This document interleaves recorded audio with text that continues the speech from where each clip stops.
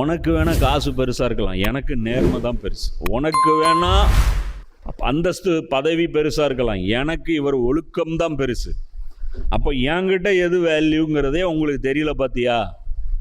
அதனால் அல்லாஹ்வை நீ அண்டர் எஸ்டிமேட் பண்ணுற பார்த்தியா அப்படின்னு சொல்லிட்டு அல்லாஹ் சொல்கிறான்.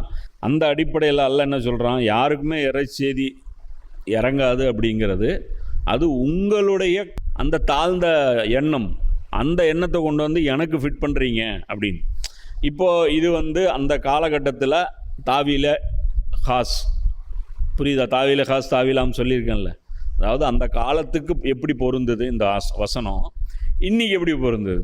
இப்போ தாவீல ஆம் எடுத்தோம்னா இஸ்லாம் ஒரு தீனு, அது ஒரு சமூக பொருளாதார அரசியல் நெறிமுறைகளை உள்ளடக்கியது அப்படின்னு கடந்த நூற்றாண்டில் தோன்றிய மாபெரும் அறிஞர்கள், மௌலானா அபுல் கலாம் ஆசாத் இருக்கட்டும், அல்லாமா இக்பாலாக இருக்கட்டும், சையத் அபுல் அலா மௌதூதி அவங்களா இருக்கட்டும், இவங்க எல்லாம் இந்த மாதிரியான மாபெரும் அறிஞர்கள் கூறிய அந்த மாதிரி சொல்லும்போது அந்த வெறும் இஸ்லாத்தை மதமாக நம்பி கொண்டிருக்கவங்க அங்கே என்ன சொல்லிட்டு இருந்தாங்க, தொடர்ந்து என்ன சொல்லிட்டு இருந்தாங்க, இது மாதிரி சமூக விஷயங்களிலும் அரசியல் விஷயங்களிலும் பொருளாதார விஷயங்களிலும் அல்லாஹ் எந்த ஒரு வழிகாட்டுதலையும் சொல்லலை.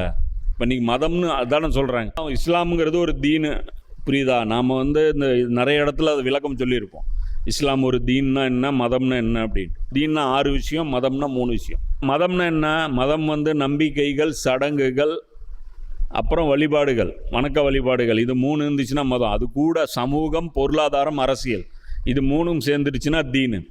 இப்போ இஸ்லாமு அல்லாஹ் தீனா இறக்குனானா, குரான் தீனை பேசுதா மதத்தை பேசுதா? உலமாக்கள் என்ன சொல்கிறாங்க, பெரும்பான்மையான இன்னைக்கு முஸ்லீம்கள் என்ன சொல்கிறாங்க, இஸ்லாமு மதம். ஆனால் ஒரு பிரிவு கொண்ட முஸ்லீம்கள் என்ன சொல்கிறாங்க, இஸ்லாமு தீனுங்கிறாங்க. அப்போ குரானில் ஆதாரம் எடுத்து காட்டுறோம். குரான் எங்கேயுமே இஸ்லாத்தை மதம்னு பேசலை. 2 வார்த்தை பேசுது குரான். ஒன்று தீனுன்னு பேசுது, இன்னொன்று கட்சின்னு பேசுது. இவர்கள் தான் அல்லாஹ்வுடைய கட்சியினர், ஹிஸ்புல்லா, ஹிஸ்புன்னு பேசுது. கட்சின்னா என்ன? இப்போ நீ சொல்லு, கட்சின்னா என்ன? அரசியல் தானே. கட்சி யார் தொடங்குவா? அரசியல் தானே. அதாவது இஸ்லாம் வெறும் மதம் கிடையாது. மதம் கிடையாதுன்னா இது இல்லைன்னு சொல்லலை, மதமும் கூட, மதமும் அடங்கியது, அரசியலும் அடங்கியது.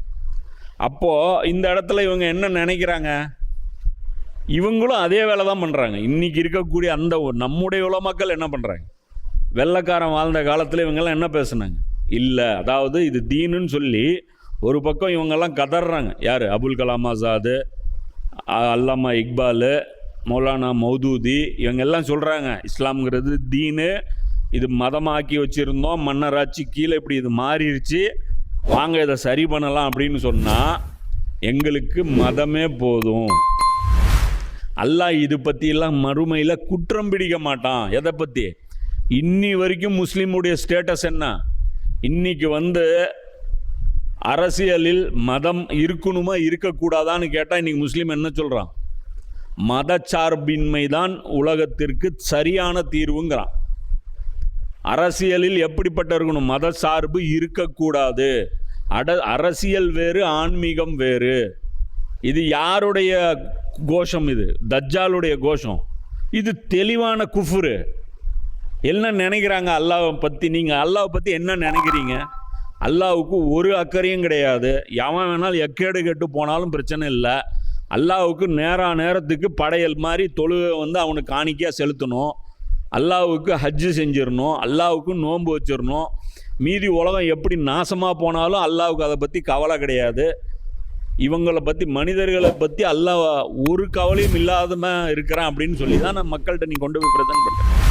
அல்லாஹ் அனைத்து பற்றி கவலை கிடையாது. இவங்களை பற்றி, மனிதர்களை பற்றி அல்லாஹ் ஒரு கவலையும் இல்லாதமாக இருக்கிறான் அப்படின்னு சொல்லி தான் நான் மக்கள்கிட்ட நீ கொண்டு போய் ப்ரெசென்ட் பண்ணுறேன். அல்லாஹ் அனைத்து சக்தியும் கொண்டவன்கிறீங்க. ஆனால் ஏன் அந்த தீமை நடக்குதுன்னு கேட்டால் பதில் சொல்கிறதுக்கு நமக்கு பதில் இல்லை. அதனால் அல்லாஹ்வை அசிங்கப்படுத்துறீங்க. அதுதான் அல்லாஹ் சொல்கிறான். அல்லாஹ்வை எப்படி மதிக்கணுமோ அன்னைக்கு குறைஷியும் மதிக்கலை, யூதனும் மதிக்கலை, இன்றைய முஸ்லீமும் அல்லாஹ்வை சரியாக மதிக்கலை. அல்லாஹ்வை என்ன நினைக்கிறோம், நம்முடைய தொழுகையை பார்த்து அல்லாஹ் சந்தோஷமாயிடுவான். அப்போ அல்லாஹ்னா இபாதத்துக்கு அலையிறவனா? இந்த சாமிகள் தான் மிரட்டுவாங்க தெரியுமா, இந்த போலி கடவுள்கள் வந்து வச்சுருக்கிறவங்க மிரட்டுவாங்க. இது செய்யலைன்னா உனக்கு இது கெட்டது நடந்துடும், இது செய்யலைன்னா அது நடந்துடும், ஃபாத்தியா ஓதலைன்னா உன் வீட்டில் இலவு விழுந்துடும். அப்படி தான் இருக்கும் அந்த புக்கில் எல்லாம். ஃபாத்தியா ஓதலைன்னா இலவு விழுந்துடும், கல்யாண வீடு இலவு வீடாக மாறிடும், ஃபாத்தியா செய்கிறியா இல்லையா அப்படின்னு. அந்த மாதிரி தான் அல்லாஹ் மிரட்டுறியா? தொழுவுலன்னா நரகத்துக்கு போட்டுருவான். அவ்வளோ பெரிய அரக்கனா அல்லாஹ்? நீ ஒரு 4 சஜ்தா பண்ணுறது தான் அல்லாஹ்வுக்கு அவ்வளோ பிடிச்சி போயிடுதா? வெறும் தொழுதுட்டு வந்து நில்லுங்க, மறுமையில் தெரியும். அல்லாஹ் இறக்குன தீனை பற்றி உங்களுக்கு விசாரிக்கும் போது தெரியும். நினச்சிட்டு இருக்கிறோம் சாதாரணமாக கபரில் போயிட்டு மண் தீனுக்கா அப்படின்னு, உன் தீன் எது அப்படின்னு சொல்லி கேட்கும்போது நெஞ்சை நிமித்திட்டு சொல்லி எளிதாக சொல்லிட முடியுமா பதில்? அது வாழ்க்கை பூரா உங்களுடைய தீன் என்னவா இருந்திருக்கு? காசு சேர்த்துறது. உங்களுடைய தீன் என்ன? வாழ்க்கை பூரா காசு சேர்த்துறது தீனை வச்சுருக்கீங்க.